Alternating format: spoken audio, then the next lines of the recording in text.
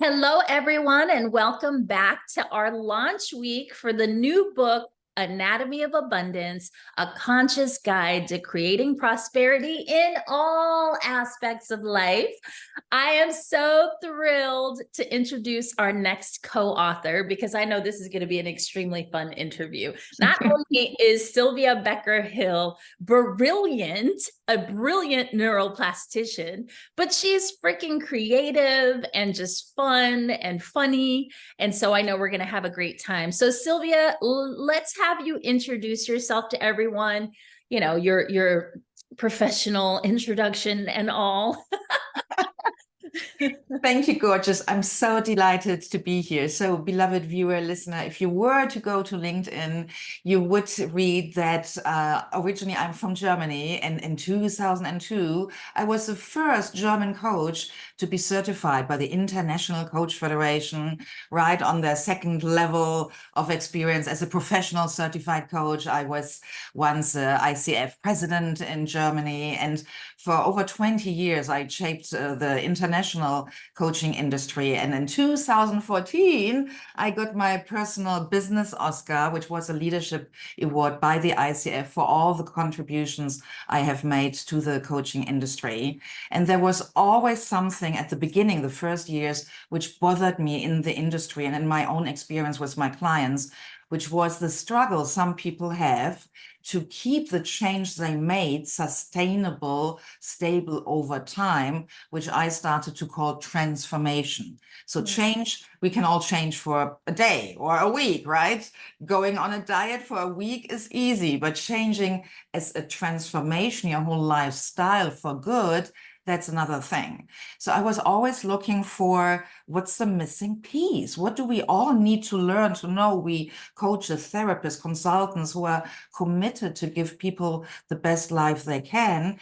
Well, I found it in my favorite human organ, the beloved human brain. Oh my gosh, I'm such a brain geek. And thanks to modern imagery, which was developed starting in the 60s, 70s, but the 90s were an explosion of research looking into living healthy brains and how they function. And then there were tons of books in the last 20 years coming out. So I stepped parallel to being a coach into the field of applied neuroscience. And now I'm a master certified level neuroplastician, which means I am one of the few globally experts acknowledged with that title to be able to teach you, beloved reader of our book, how you can, with very simple processes and some lifestyle changes, rewire intentionally your own brain so that it turns from a success saboteur into an abundance amplifier. I love it. Like literally, see, this is why I have you introduce yourself because no one could have done justice to the way that you did. And I really love how you wrapped up your intro with a nice, pretty little bow, which is actually the title of your chapter. So tell us a little bit about your chapter from, what was it? From success saboteur, how to turn your brain from success saboteur into an abundance amplifier. Yeah. And why I love your book, my dear, is, and why I joined this whole project is, you, with the anatomy of abundance, you give the readers and us authors a fabulous structure, a system of inner work and external practical work. I love that so much. And that was one of the many reasons why I wanted to be part of it. And so all us authors, we come from different angles, from different professions and expertise. So I focus on my brain geeking out neuro stuff. And yet, even though we are a book of multiple authors, for me, every chapter in itself is like an entity. It needs to be like, as you said, a nice circle. It has a nice bow. So I create a context starting first, inviting you, beloved reader, to become aware of what you define as abundance and what kind of abundance do you want. I mean, I struggled this year with a new abundance of a new kind of mosquitoes where we live here in Southern California. That was an abundance I didn't have intentionally created and I didn't want. So more and more and more and more is not always more. So we have to become really clear what is abundance, because sadly, over the last 20 years, no one talks any longer about stress. Stress is so 90s. Now everyone talks about overwhelm. And what is the difference? And burnout, right? Exactly, Yeah. exactly. And where is that coming from? Overwhelm or burnout is the dark side of abundance. Mhm. So we have to be first clear that we here in the book, all the authors and you, Patrina, we are obviously focusing on the positive, productive, expansive, beautiful, up-leveling form of abundance, because there are other forms of abundance. And every author brings their practical expertise to that. So I focus on the brain. I give a bit of intro into some basic facts, scientifically proven. I make it as simple as possible. For example, talking about brain biases, about the age of our beloved brain, to understand how old the model is we have in our skull. Because as you probably all know, you reader, when you read my book, have your phone close by, because I will ask you to look at your cell phone. So there's a fun connection between your cell phone and your brain, metaphorically speaking. So I give an intro about abundance, go into the neuroscience, and then I end with a sprinkle here and there of my own story as an example of how I used neuroscience to overcome my own self-sabotage as a businesswoman in marketing. For years, I struggled with huge anxieties being visible. I could not do any videos. And now look at me here. I have so much fun. I'm freely self-expressed. If you go on my social media, you see really funny, ugly videos with me making funny faces, because I'm now liberated. But 15 years ago, I nearly peed my pants before every video. I could not do it. So in the chapter, I share the story, and I describe literally what I had to do and what I discovered in my own past, in my childhood, what trauma over 30 years ago made it impossible for me to show up on social media with joy, freedom, abundance, because when we don't heal our traumas, they stay stuck in our body and they show up every day of our life. As soon we go into the direction which is connected and linked with the original trigger of that trauma.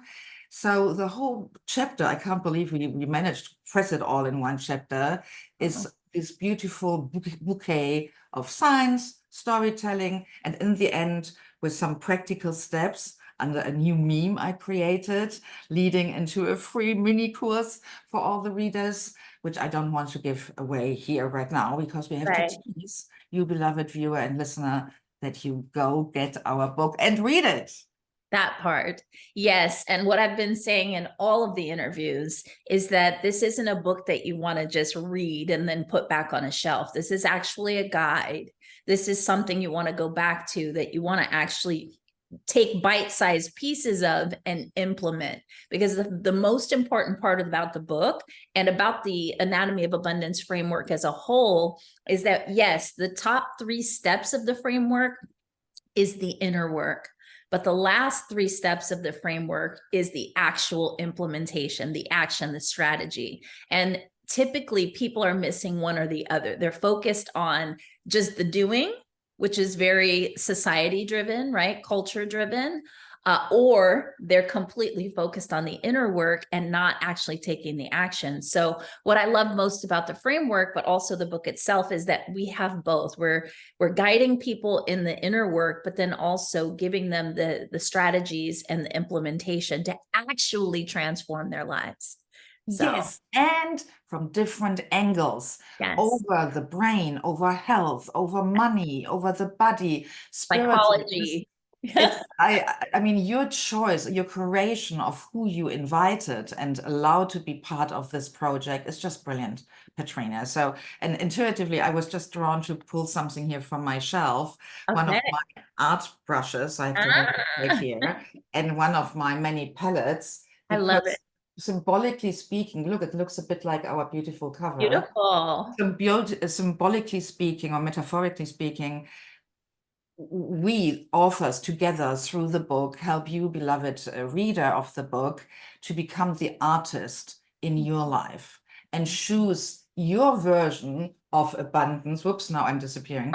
Your, your version of abundance, your colors, There you how go. you want to draw your life abundantly, because this is it's a unique piece of art in my perception. Every life is a masterpiece, and abundance can have so many forms.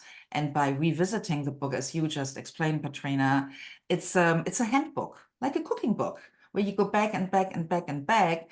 Because I know for myself, I have a few favorite books I read every few years. Yes. We change, our brain changes, we learn, the same sentence shows up for our brain differently. I sometimes read a book and think, was that sentence in it when I read it the first time? It feels like someone edited it in the last 3 years. So yes, this will be a book people will literally have beside the bed and reread whenever they need to. I love that you said that. You said you have specific books you revisit every few years. One of the books that I revisit every year is Napoleon Hill's Think and Grow Rich. And that's very much on the kind of foundational laws, more strategy and implementation. So now I'm like, oh, I could totally see Anatomy of Abundance being that annual, like, let me go back and revisit, reboot, realign, and recreate my plan for this version of my life, this more expanded, elevated version. So thank you for saying that. Yes.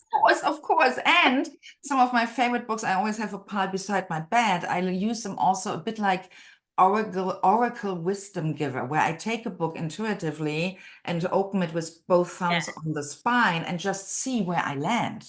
Because our book is so rich in content, I think it could be overwhelming to read it fast. Or most of my clients, they read books from A to Z fast once, so that the brain has a foundational kind of hooks, and then slowly, and then follow your intuition, beloved viewer here, because your subconscious mind, combined with your brilliant intuition, always knows which chapter or which advice is spot on for what you need to hear right now. Absolutely. And another thing that I love about what we've all created here is that it's almost like a menu, right? It's a menu. So the book itself will shed light on the blind spots in your life, give you the tools to actually shift those, right? Or realign those particular areas of your life. But then we also have a menu of experts that are speaking specifically to each thing that might be, you know, the challenge point or the area of improvement for you. And so I just love being able to make it easy, right? Being able to make it easy. Not only are we giving you the information and the action steps, but you also have access to the support. And thanks to Miss Sylvia, we are actually offering a book club opportunity with our authors at the end of the book. That was the brainchild of Sylvia.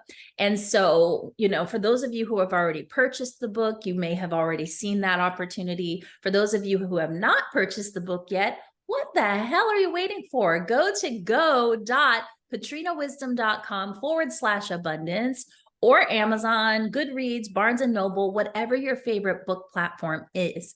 Grab a copy for yourself.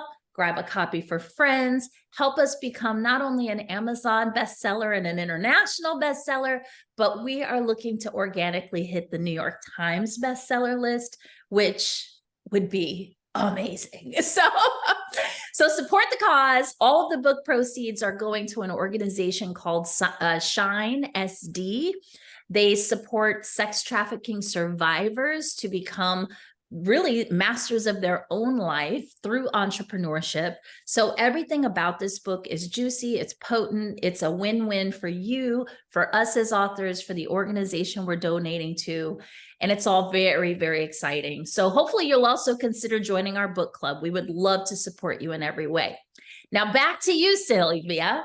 I can't talk today, Sylvia. What I really want to share with our readers is the fact that you have the more analytical, you know, scientific brain, but then you also have this creativity that you cannot dampen or mute. It is just so present, your creativity, your artistry. So tell everyone a little bit about how you bring these two together. Well, one of my foundational beliefs is we are created to be creative. Humans are creative beings. And I believe, especially for us women, when we are not creative in whatever shape and form, it doesn't mean that all of you have now to start painting. It can be cooking. It can be how you clean up your desk, how you decorate your home. It can be photography. It can be on the job, how you design the rollout of services or products. Creativity is our, now a bit mystical saying, divine spark, in my perception, with which we shape our environment. And when we don't do that, I call it, we get spiritually constipated. And I know from my own experience, I had some physical challenges over the years, and nearly every time it was when I then shifted my creativity or allowed myself to do something creatively, which my ego mind in the back of my mind before I healed my ego was telling me, who do you think you are? How dare you to attempt that? This is not possible, or women should not do that. Every time I allowed my creativity to freely, authentically be expressed, boom, I healed also physically. So there is a very intimate relationship between our creativity as a force of self-expression and shaping material reality, our environment. This is not mumbo jumbo woo-woo. This is real. When you cook, you shape reality. You produce something, a meal for your beloved family, which didn't exist before. That's a form of creativity. And it hurts me to see how many people, and especially women, believe, oh, I have no talents, I'm not creative. That is, to be really straight here, complete BS. Everyone, because you're human and you have a human brain, you are a creative being. And all these talents concepts, throw it out the window. This is societal blockage from early childhood, where certain school systems and certain philosophies put literally like a heavy lid on our beautiful creative self. And now, over years, I mean, it took me a few years to lift the lid and liberate my creativity, but living creatively is living in abundance for me. Absolutely. So it's funny you would say that too, because earlier in our conversation, I wanted to bring this up, but everything's timing. So for yourself, how long have you been in the United States from Germany? We moved in 2006, and first for 7 years in Michigan, and now for 10 years in California. And and everything was intentional, with a big space for the unknown, the unexpected, magical surprises to show up. But it was a very, very intentional co-creation with my husband. And every house we lived in, it was my intuition who always knew it from the first view of the house in Michigan, driving past by it with my SUV, toddler and a baby sleeping in the car because my two boys were such bad sleepers. I needed to drive them every midday to get them to sleep. I saw the house and my intuition told me that's it. And the same here in California. I went online and we were searching for houses in a certain area. And this was outside the scope of our zip code we were looking. I just saw an ugly, ugly helicopter from, helicopter perspective drone photo, but I saw the layout and I saw the amount of trees and how the house was positioned, and intuitively I knew that's it.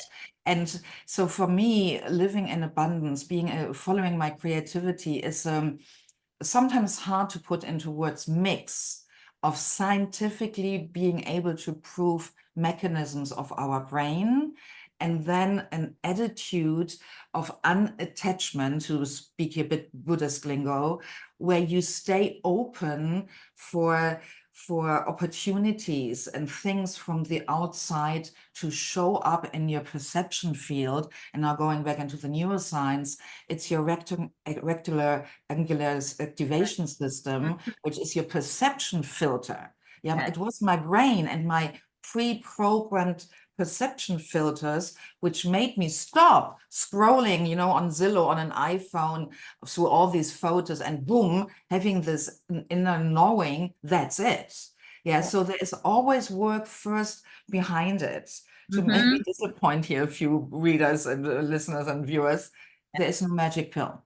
Exactly. There And is no magic pill. I did a ton of inner there, work first yes, to be in that state of intentionally clarity and openness, and my brain being programmed to look for the right things, and then boom.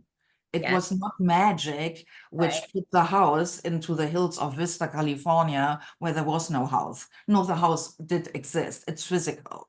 So there is no weird woo-woo going on, which some people project into all these kind of being a creative being, living in abundance, law of attraction. No, that's not what we are about. There's always science with some aspects which are hard to explain, or science has not yet caught up to proof. Yeah. But we are dealing with reality. And we're connecting the dots in this book, which is what I love. So we're taking these concepts of, you know, maybe the law of attraction. And again, there's preparation before you can even get into law of attraction. There's preparation of self, right? So first step, who are you? Then identify, which is your step, learning about the brain and learning about the makeup of your body with Dr. Michelle, right? So there's all of these different steps. There's the preparation, then there's the intentionality, which you just talked about as well. And then there's the strategic alignment with what it is that you're looking to call in. And then there's the action. So Yes, for yes, me, yes. anyone who knows me knows that freedom is my core value. But for some people, freedom can be perceived as reckless. And it's not, because for me, my freedom, in order to feel free, I've got to have some structure. There's always intention, right? And so it's like when you have that foundation of the structure, of the preparation, of the intention and the strategy, then you can feel free, right? Especially with the financial freedom. Having more money equals more time, more opportunity, more possibility. So I just love how you tie together the creativity and the science and just all the things. Again, I'll go back to wrapping it in a pretty little bow. And I need to add, freedom is also one of my biggest values, just beside love. For me, love and freedom are like two sides of the same coin. And a lot of people forget to ask, when they talk about freedom, from where is the freedom coming from? There's a huge difference. If freedom is rooted in love and connection with others, or is freedom a desire of a hurt ego, of a narcissistic, child-stuck person who wants to be free at all costs and doesn't care about others? These are two different worlds. But when you are rooted in connection and you have healed yourself enough so that your ego can stay asleep, freedom is the space in which your creativity will abundantly flourish. Yeah, and actually we go really deep into attachment styles, which speaks directly to what you just spoke to. Later in the book, I believe it's 6th or 7th step with Sunny De Leon. She talks about the attachment style. And it's funny because in all of the self-work that I've done, and I've done therapy on and off throughout my life, I never came across these attachment styles. And she so eloquently speaks to this in the book. So I love how, again, everything just ties together, all the different authors, all the different messages, all the data. So it just makes me more excited. So as we wrap up our time together, I would love for you to just share with everyone where they can go to learn more about you, to connect with you. So on social media, according to Google, I'm the only Sylvia Becker-Hill. Just in some platforms, the hyphen between Becker and Hill is not allowed. So like on Instagram, it's just Sylvia Becker-Hill without the hyphen. But when you remember my name, I'm very easy to be found. And my main webpage is just becker-hill.com. And that gets updated continuously with new offers and new things to do. And I will not go into all the other webpages, because as a creative being, I have my own art webpage, sylviabeckerhill.com. I have an online print studio. I have my own fashion line with my printable art. But to keep you out of overwhelm by my beautiful abundance, just remember my name. And when you feel intuitively drawn, or after you read my chapter, make sure you go to or each of us, of the authors, we have a gift for you. And I have a mini training which will teach you the final process I'm explaining in the chapter. And then you will be connected and on my list of my email newsletter, which goes out sporadically, because I'm giving myself the freedom to write my newsletter when my muse is whispering in my heart, and not like every week, 3 times. It's on a schedule. I'm finally free to work in alignment with my individual design and stop forcing myself to do things I simply don't want to do. And that is amazing. It gives so much peace and joy. So I welcome everyone into my creative, abundant, irregular, unscheduled burst of work. Whatever works for each of us, right? So Exactly. I love it. I think that was the perfect way to wrap up this interview. And again, if you haven't already purchased the book, go out and get a copy for yourself, share it with friends, continue the conversation. This is a movement. It's a movement to really get back to the truth of who we are and to design our lives around the truth of who we are. So thank you for tuning in. Make sure that you continue to tune in. 3 interviews per day, meet all of our incredible authors, and we'd love your feedback, your comments, all of the things. So we'll talk to you soon. Thank you so much, Cynthia. Hug that brain. Love you. Take care. Thanks, everybody.